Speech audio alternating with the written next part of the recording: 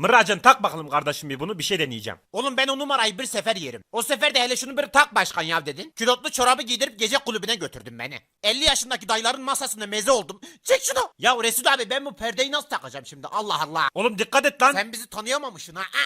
Gidiyorum sevdiğim bir gün ezelden.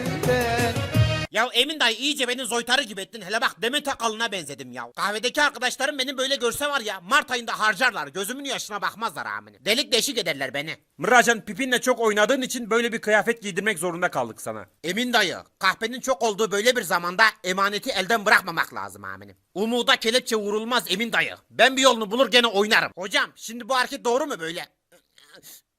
Mıracan kardeş sen diyet falan yapıyor musun? Bu göt niye küçülmüyor? Dayı vallahi yalan söyleyenin bacısını tavşan ısırsın. Sabah kahvaltısında 2 tane lahmacunla bir tane kuşbaşı yedim. Acımdan ölüyorum şu an. Evde koşu da yapıyorum ha. Arvat neredesin? Hele bir ayran getir. 30 saniye koşayım da şu balcan kebabını yiyeyim hele boğazıma kalmasın. Gençsin ya yakarsın dediler. Anamızı bellediler. Şu halıma bak şişik oldum. Götümüz kiloda sığmıyor.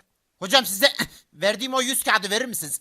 Eve giderken bir lahmacun yaptırayım da yiyeyim. Böyle diyet mi olur lan? Arvat hele şu Müge Anlı'yı aç da dinleyek ya. Sesini aç. Ya Müge abla geçen gün kocamı babamla yakaladım. Ne yapacağımı bilmiyorum. Her gün ağlıyorum. Pıy, Allah cezanızı vermesin sizin. Bu depremler boşuna mı oluyor? Memlekette kız mı kalmadı? Götoğlu götler.